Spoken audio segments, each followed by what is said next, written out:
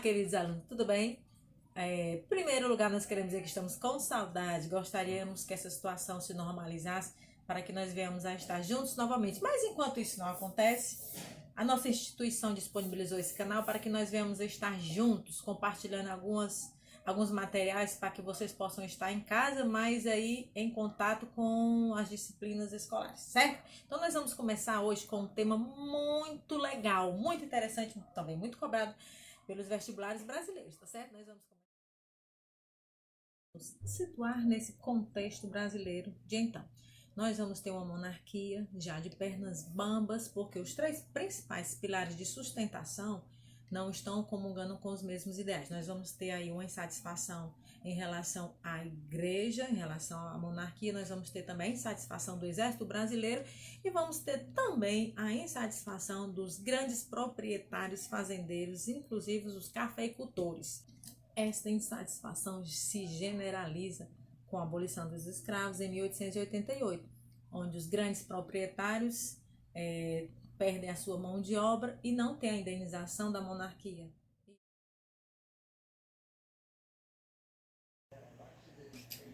Fim da monarquia, com a proclamação da República, nós vamos ter uma nova vertente na política brasileira. Nós vamos chamar esse novo período de Primeira República. E nós vamos ter uma divisão entre esses dois momentos. Por quê? Nós vamos diferenciá-los deles por República da Espada, mas por quê essa nomenclatura República da Espada? Porque nesse momento nós vamos ter dois representantes brasileiros no exercício do poder, que são militares, que nós vamos ter Deodoro da Fonseca e depois Floriano Peixoto. No segundo momento, nós vamos ter a elite agrária no comando da política brasileira. E aí nós vamos ter uma nova nomenclatura, nós vamos chamar República Oligárquica ou República, ficou mais conhecido como República do Café com Leite. E por que República do Café com Leite? Porque nesse momento os representantes do exercício da política brasileira, nós vamos ter sempre a alternância entre representantes apoiados pelos estados de Minas Gerais e São Paulo. E a principal produto gerador da riqueza desses dois estados está entre o café e o leite. E além de tudo, esses dois estados, eles possuem o maior colegiado eleitoral de então. Na sequência, nós vamos destacar alguns fatores importantes, tanto da República da Espada, quanto da República Oligárquica. Sigam os slides. Bem, quando foi instaurado o governo de Deodoro da Fonseca, primeiro presidente brasileiro, o seu governo começa a partir da proclamação da República, haja visto, ele foi um dos principais articuladores deste momento.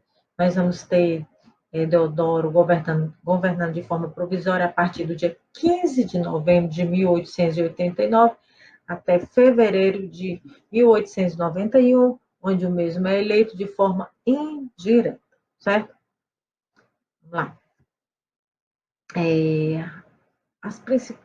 Os momentos marcantes que devem ser lembrados deste momento, nós vamos citar dois, certo? Primeiro, o conjunto de políticas implementados na economia por seu então ministro da Fazenda, Rui Barbosa, que tem como principal objetivo alavancar a industrialização brasileira.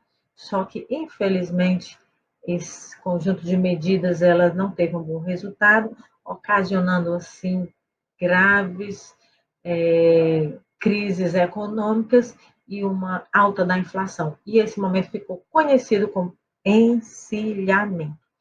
Outro grande acontecimento marcante desse período foi a promulgação da Constituição de 1891, que traz como principais modificações a instituição do poder moderador, a implantação da República Federativa e o estabelecimento do voto universal masculino. É interessante ressaltar em relação ao direito ao voto que nessa Constituição o voto deixa de ser censitário, mas permanece excludente pelo fato de permanecer de fora as mulheres, os analfabetos, os clérigos e os soldados. Haja visto, esse direito só é contemplado para homens e maiores de 21 anos, certo?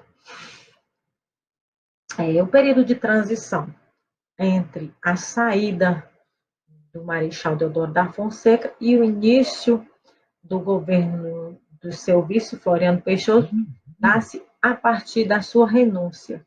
Em 1891, Marechal Deodoro da Fonseca, envolto de grande oposição devido a graves problemas estruturais e econômicos, ele renuncia, dando posse, então, ao seu vice-marechal Floriano Peixoto.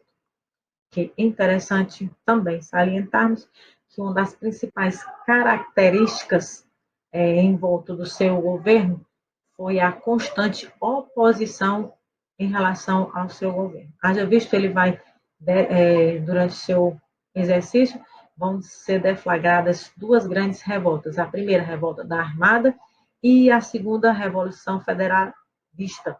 Mas ambas ele consegue driblar, por isso ele vai receber o apelido de Marechal de Ferro, certo? Aí, assim, ele consegue ficar até o final do seu mandato, convocando novas eleições, e em 1894 é eleito o nosso primeiro presidente civil, Prudente de Moraes. Então, nós temos a inauguração de uma nova conjectura política, onde saem os militares e entram agora as oligarquias cafeeiras. Nós vamos ver o conceito dessa nomenclatura é regime político em que o poder exercido é exercido por um pequeno grupo de pessoas pertencentes ao mesmo partido político ou família, certo? Só uma breve explicaçãozinha sobre a nomenclatura. Em se tratando deste momento, nós vamos destacar alguns aspectos que envolvem a questão social, política e cultural desse momento. Vamos começar com as sociais. Nós vamos ver nesse período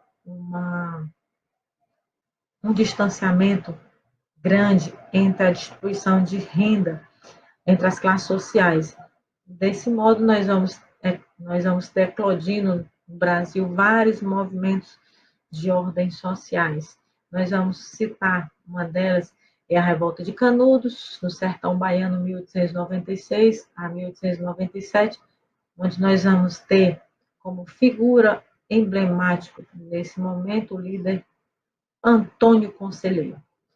Outro movimento interessante que vai se dar também nesse período, em 1904, envolto do projeto de modernização do Rio de Janeiro, a população se revolta contra a obrigatoriedade da vacina contra a varíola. Certo? Outro movimento interessante nesse período, nós vamos ter a revolta da Chibata, em 1910, também no Rio de Janeiro, onde as principais reivindicações estão em volta dos maus tratos sofridos pelos marinheiros. Haja visto que, nesse momento, os marinheiros, quando cometem alguma infração, eles são castigados com chicotadas. Por isso, o estopim para essa revolta foi os castigos implementados ao marinheiro Marcelino Rodrigues, que foram 250 chibatas. Outro aspecto importante a destacarmos nesse momento foi a Semana de Arte Moderna, em 1922, que aconteceu na cidade de São Paulo, onde vários intelectuais, artistas se reuniram para planejar qual seria a característica da cultura, da arte plenamente brasileira. Okay? Outro aspecto importante que nós precisamos salientar é em volta nas questões políticas. Nós temos, nesse momento, a manutenção do poder entre as oligarquias, usando vários mecanismos. Uma delas era a troca de favores, o voto de cabrestos e outras fraudes no tocante à questão eleitoral. Vamos exercitar? Vamos ver uma questão do Enem, contemplado no Enem de 2011. Leiamos o texto. Completamente analfabeto ou quase sem assistência médica, não lê nos jornais nem revistas nas quais se limitava a ver as figuras, o trabalhador rural, a não ser em casos esporádicos, tem o patrão na conta de benfeitor. No plano político, ele luta com o coronel e pelo coronel. Aí estão os votos de cabresto, que resultam em grande parte da nossa organização econômica rural. Bom, após lermos essa breve contextualização, vamos para o enunciado. O coronelismo, fenômeno político da Primeira República, 1889 a 1930, tinha como uma de suas principais características o controle do voto, que limitava, portanto, o exercício da cidadania. Neste período, esta prática estava vinculada a uma estrutura social. O que o enunciado nos pede? Ele nos pede para, a partir de cada item, verificar onde está concentrado a estrutura social, as características predominantes da estrutura social neste momento. Então, leiamos cada item. A estrutura social deste momento tinha como característica ser igualitária, com nível satisfatório de distribuição de renda? De forma alguma. Nós temos, ao contrário, nós temos uma estrutura social desigual, extremamente estratificada, com baixa distribuição de renda, certo? Então, o item A não se qualifica como item correto. B, estagnada com a relativa harmonia entre as classes sociais? Não, muito pelo contrário.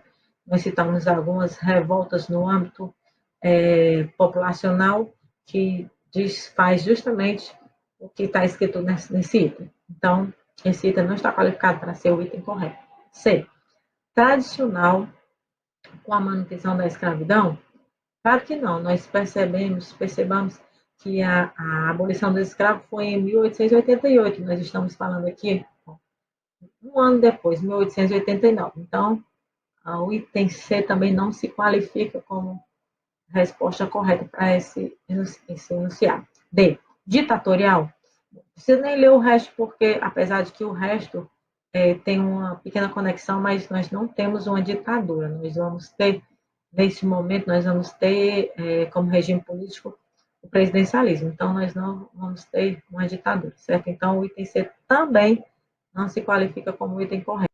O item vamos ver, agrária, correto, marcada pela concentração da terra e do poder político local e regional, perfeito. O item ele se qualifica como a resposta correta para esse item. Bem, queridos alunos, chegamos ao fim da nossa primeira aula de História. Eu espero que vocês tenham gostado. Vá aí no final do vídeo, dê o seu like, compartilhe, faça seus comentários e até breve. Espero o mais rápido possível nós nos encontrarmos na escola. Um grande abraço e fiquem na paz.